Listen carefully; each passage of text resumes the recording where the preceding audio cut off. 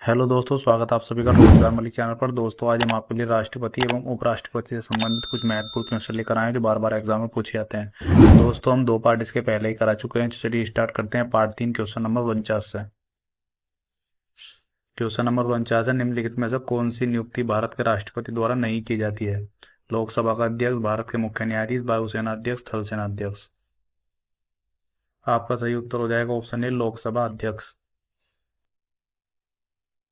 लोकसभा अध्यक्ष का निर्वाचन लोकसभा के सदस्यों द्वारा किया जाता है। राष्ट्रपति अपने कार्यपालिका शक्तियों के अधीन भारत के मुख्य न्यायाधीश, वायुसेना अध्यक्ष एवं थल सेना अध्यक्ष की नियुक्ति करता है। इसको याद रखेंगे। चलिए अगला क्वेश्चन देखेंगे, क्वेश्चन नंबर 50।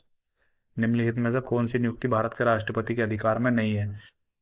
भारत का मुख्य न्यायाधीश, अध्यक्ष, वित्त आयोग, थल सेना अध्यक्ष, लोकसभा का अध्यक्ष।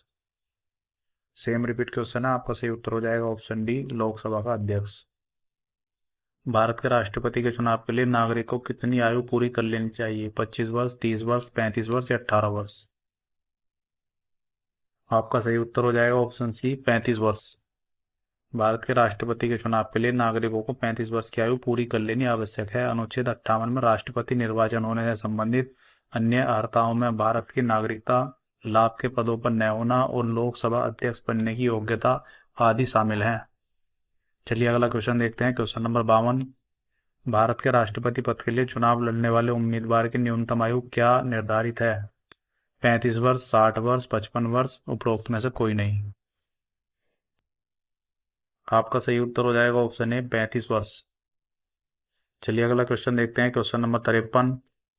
भारत के राष्ट्रपति पर महाभियोग की विधि अपनाई गई है यूएसए से, यूके से, फ्रांस से या यूएसएसआर से?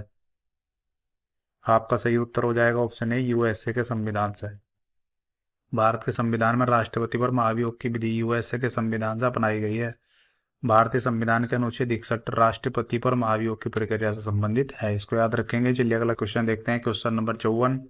राष्ट्रपति की सेवानिवृत्ति की आयु क्या है? 70 वर्ष, 75 वर्ष, 80 वर्ष, कोई सीमा नहीं है। आपका सही उत्तर हो जाएगा ऑप्शन डी, कोई सीमा नहीं है। संविधान के अनुच्छेद 56(1) के अनुसार राष्ट्रपति अपने पद पर ग्रहण की तारीख से 5 वर्ष की अवधि तक पद धारण करेगा, परंतु संविधान में राष्ट्रपति की सेवानिवृत्ति की आयु को कोई सीमा नहीं रखी गई है। इसको याद रखेंगे। चलिए अगला क्वेश्चन देखते हैं, क्वेश्चन नंबर 55। भारत के राष्ट्रपति पद के लिए निर्धारित अधिकतम आयु की सीमा क्या है? 58 वर्ष, 62 वर्ष, 60 वर्ष, अधिकतम आयु की सीमा नहीं है। आपका सही उत्तर हो जाएगा ऑप्शन डी, कोई अधिकतम आयु की सीमा नहीं है। सेम रिपीट क्वेश्चन है। चलिए अगला क्वेश्चन देखते हैं, क्वेश्चन नंबर 56। संसद के दोनों सदनों का संयुक्त सत्र कौन बुला सकता है? राष्ट्रपति, प्रधानमंत्री, लोकसभा अध्यक्ष, उपराष्ट्रपति? आपका सही उत्तर हो जाएगा ऑप्शन ए, राष्ट्रपति। संसद के दोनों सदनों का संयुक्त अधिवेशन राष्ट्रपति बुला सकते हैं। अनुच्छेद 108 संयुक्त अधिवेशन की अध्यक्षता लोकसभा अध्यक्ष के द्वारा की जाती है। इसको याद रखेंगे। चलिए अगला क्वेश्चन देखते हैं, क्वेश्चन नंबर 57। संविधान में कितने प्रकार के आपातकालों का प्रावधान है? 1, 2, 3 या 4? आपका सही उत्तर हो जाएगा ऑप्शन सी, 3। संविधान में 3 प्रकार के आपातकालों का प्रावधान है। अनुच्छेद 352 के तहत राष्ट्रीय आपातकाल, अनुच्छेद 356 के तहत राष्ट्रपति शासन और अनुच्छेद 360 के तहत वित्तीय आपातकाल। चलिए अगला क्वेश्चन देखते हैं, क्वेश्चन नंबर 58।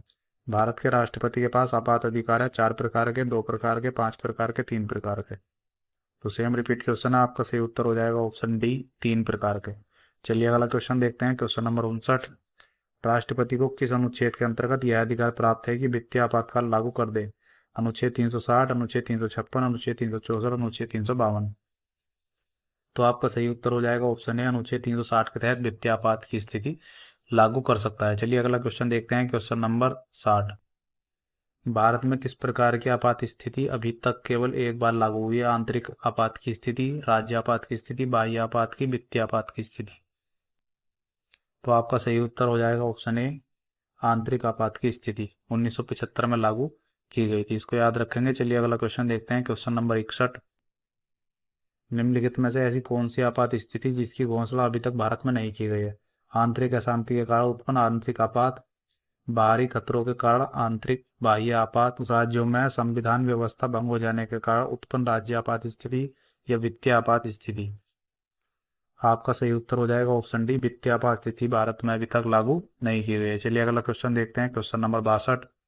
भारत का राष्ट्रपति अपने पद पर पुनर्निर्वाचन के लिए कितनी बार खड़ा हो सकता है? 1 बार, 2 बार, 3 बार या जितनी बार चाहे? तो आपका सही उत्तर हो जाएगा ऑप्शन डी, जितनी बार चाहे। कोई भी व्यक्ति जो राष्ट्रपति के रूप में पद धारण करता है या कर चुका है, संविधान के अनुच्छेद 57 के तहत उस पद के लिए पुनर्निर्वाचित हो सकता है। पुनर्निर्वाचन के संबंध में किसी सीमा का उल्लेख नहीं किया गया है, इसको याद रखेंगे। चलिए अगला क्वेश्चन देखते हैं, क्वेश्चन नंबर 63। भारतीय संघ के राष्ट्रपति के पास वही संवैधानिक अधिकार है जो ब्रिटिश राजा या रानी के पास है, यूएसए के राष्ट्रपति के पास है, पाकिस्तान के राष्ट्रपति के पास है, या फ्रांस के राष्ट्रपति के पास है? तो आपका सही उत्तर हो जाएगा option A, British Raja Rani के पास है। भारत में संसदीय शासन प्रणाली का अनुसरण ब्रिटेन की शासन प्रणाली के आधार पर किया गया है। राष्ट्रपति इस रूप में नाम मात्र का कार्यपालिका है जो संवैधानिक रूप से उन्हीं अधिकारों का प्रयोग करता है जिनका ब्रिटेन क्राउन रानी। इसके बाद भारतीय राष्ट्रपति के विभिन्न विषयों में स्थिति काफी परिवर्तित है, इसको याद रखेंगे। चलिए अगला क्वेश्चन देखते हैं, क्वेश्चन नंबर 64। निम्नलिखित में से वह व्यक्ति कौन है जिसे भारतीय संविधान के तहत आपातकाल की घोषणा करने के लिए अंतिम प्राधिकारी माना जाता है? राष्ट्रपति, प्रधानमंत्री, मंत्रिपरिषद या सांसद? आपका सही उत्तर हो जाएगा ऑप्शन ए, राष्ट्रपति। भारतीय संविधान के तहत आपातकाल की घोषणा करने के लिए अंतिम प्राधिकारी राष्ट्रपति को माना जाता है। 44वें संविधान संशोधन 1978 के अंतर्गत संशोधित प्रावधानों के अनुसार संघीय मंत्रिमंडल के निर्णयों की लिखित संसूचना को राष्ट्रपति द्वारा उद्घोषणा जारी किए जाने के पूर्व शर्त बना दिया गया है, इसको याद रखेंगे। चलिए अगला क्वेश्चन देखते हैं, क्वेश्चन नंबर 65। राष्ट्रीय आपातकाल घोषणा का दुरुपयोग रोकने हेतु संविधान संशोधन अधिनियम है 42वां, 43वां, 44वां या 45वां? तो सेम रिपीट क्वेश्चन है, आपका सही उत्तर हो जाएगा ऑप्शन सी, 44वां। चलिए अगला क्वेश्चन देखते हैं, क्वेश्चन नंबर 66।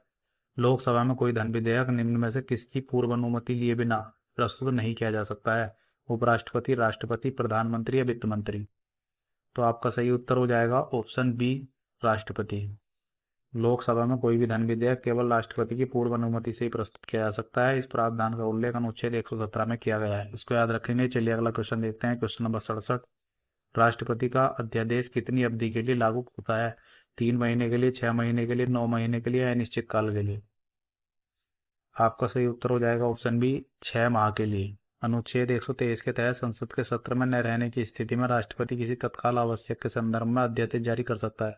राष्ट्रपति द्वारा इस प्रकार के जारी अध्यादेश 6 महीने के लिए लागू रहता है, जबकि संसद के समवेत होने के 6 सप्ताह की समाप्ति पर प्रवर्तन में नहीं रहेगा, इसको याद रखेंगे। चलिए अगला क्वेश्चन देखते हैं, क्वेश्चन नंबर 68। भारत सरकार का संवैधानिक अध्यक्ष कौन होता है? राष्ट्रपति, प्रधानमंत्री, भारत का मुख्य न्यायाधीश या महान्यायवादी? आपका सही उत्तर हो जाएगा ऑप्शन ए, राष्ट्रपति। भारत सरकार का संवैधानिक अध्यक्ष राष्ट्रपति है। संविधान का अनुच्छेद 53(1) में उपबंधित है कि संघ की कार्यपालिका शक्ति राष्ट्रपति में निहित होगी और वह इसका प्रयोग इस संविधान के अनुसार स्वयं के अपने अधीनस्थ अधिकारियों के द्वारा करेगा, इसको याद रखेंगे। चलिए अगला क्वेश्चन देखते हैं, क्वेश्चन नंबर 69। निम्नलिखित में से कौन अपना पद राष्ट्रपति की संतुष्टि के दौरान धारण करता है? प्रधानमंत्री, राज्यपाल, चुनाव आयुक्त या लोकसभा का अध्यक्ष? आपका सही उत्तर हो जाएगा ऑप्शन बी, राज्यपाल। अनुच्छेद 156(1) के तहत राज्यपाल राष्ट्रपति के प्रसाद पत्र अपना पद धारण करता है, इसको याद रखेंगे। चलिए अगला क्वेश्चन देखते हैं, क्वेश्चन नंबर 70।